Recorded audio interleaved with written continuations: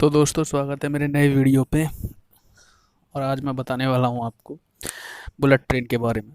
जैसा कि आपको वीडियो देख के समझ में आ रहा होगा कि बुलेट ट्रेन तेज़ रफ्तार वाली ट्रेन, उसमें बहुत सारी फैसिलिटीज़ और एसी और कम टाइम में सफ़र।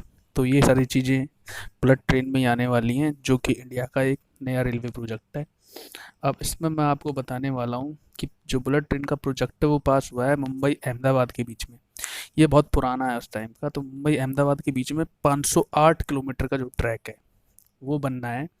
जो प्रोजेक्ट है इंडिया का, जो मेक इन इंडिया के तहत ही है वैसे तो, लेकिन NHRCL और जापान की company JRTC, Japan railway railway transport consultant, तो वो इन दोनों के बीच में जो एमओयू साइन हुआ है उसके तहत ये प्रोग्राम है हमारा यहाँ पे।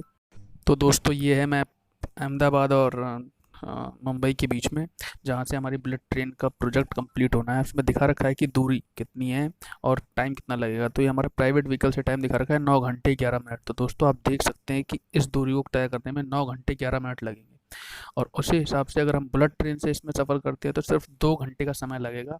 और उस टाइम बुलेट ट्रेन की स्पीड रहेगी 300 से 350 किलोमीटर पर आवर की। और इस हिसाब से हम अपना सफ़र बहुत ही जल्दी और बहुत आरामदायक तरीके से पार कर पाएंगे। और उसमें बिल्कुल भी ट्रेन लेट भी नहीं होगी, क्योंकि जापान की जो टेक्नोलॉजी है उस हिसाब से ट्रेन का लेट होना मेरे हिसाब से संभव नहीं है, क्योंकि वहाँ पर भी ट्रेन टाइम से ही चलती है। और वही प्रोजेक्ट हमारे यहाँ पे आ रहा है। उसमें जो जापान की टेक्नोलॉजी होगी वो होगी E5 सिनकासेन टेक्नोलॉजी। जो सिनकासेन है वो है ट्रेन का नाम। तो यही जो वाली ट्रेन है, यही जो प्रोजेक्ट है वो इंडिया में आ रहा है।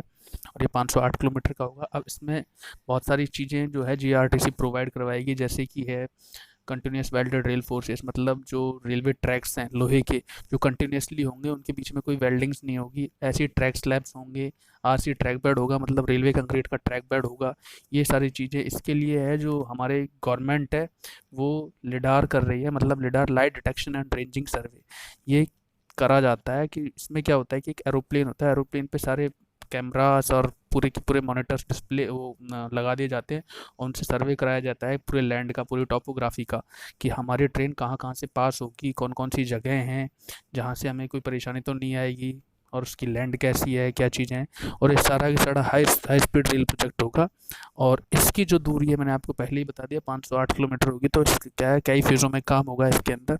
और यही ट्रेन हमें बहुत सारी सिटीज़ से पास करेगी, जो अहमदाबाद और मुंबई के बीच में है, जो कि जैसे सूरत है।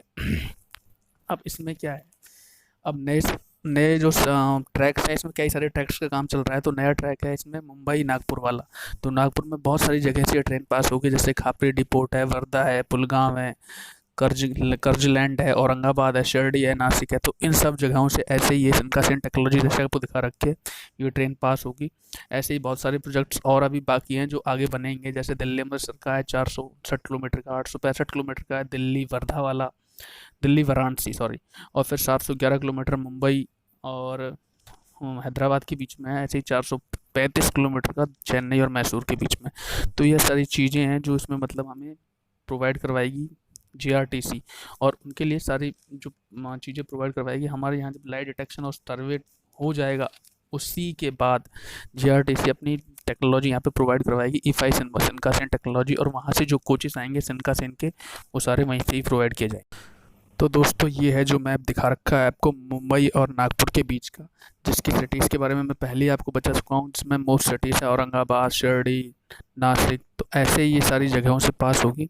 और ये सेकंड रेल प्रोजेक्ट है, सेकंड फेज़ में जो बन रहा है मुंबई और नागपुर के बीच, जिसकी अभी लेटेस्ट न्यूज़ आई है। इसी का ही लाइट डिटेक्शन और रेंजिंग सर्वे चल रहा है, जो हम उसके बारे में सर्वे की जो बता रहे हैं कि 100 मेगापिक्सल का कैमरा होता है, जो पूरी टोपोग्राफी का मुआयना करता है। उसके बाद ये रेल प्रोजेक्ट पास होते हैं। तो ये 730 किलोमीटर का टोटल अप्रॉक्स होगा। अब इसमें आपको मैप में दिखा रहा है कि 17 घंटे और 1 मिनट लग रहा है। तो और इसी में अगर हम इससे 750 किलोमीटर का सफ़र तय करते हैं, तो ज़्यादा से ज़्यादा 2.5 से 3 घंटे में पूरा सफ़र तय हो जाएगा। देख लीजिए दोस्तों, इसमें दूरी भी दिखा रखी है 835 किलोमीटर। अभी अभी आपको दिखाई है 835, टोटल 1 किलोमीटर दूरी है मुंबई से नागपुर के बीच की। देख सकते हैं दोस्तों आप इसमें। और यही सारी फैसिलिटीज़ हमें JRTC प्रोवाइड करवाएगा। जब ये बन के तैयार हो जाएगा, तब आप देख सकते हैं दोस्तों हमारे इंडिया में कितनी फैसिलिटीज़ आ जाएंगी और हमारा इंडिया कहाँ पहुँच जाएगा। तो यही सारी चीज़ें हैं और ये सारा प्रोजेक्ट है जो हमारी इंडिया की कंपनी देख रही है। इसी में ही 7,000 करोड़ रुपए दिए गए हैं एल&टी को, लार्सन एंड टर्बो को।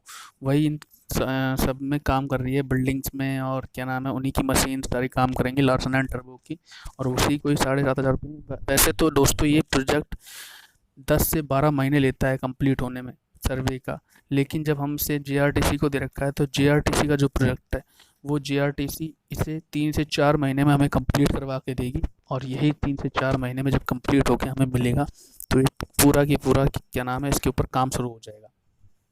तो देखिए दोस्तों, इसका जो सर्वे है वो चल ही रहा है अभी रेगुलरली, और इसी सर्वे के अंदर में हमें सारी चीज़ें, पूरी टोपोग्राफी, रेल कहाँ से पास होगी,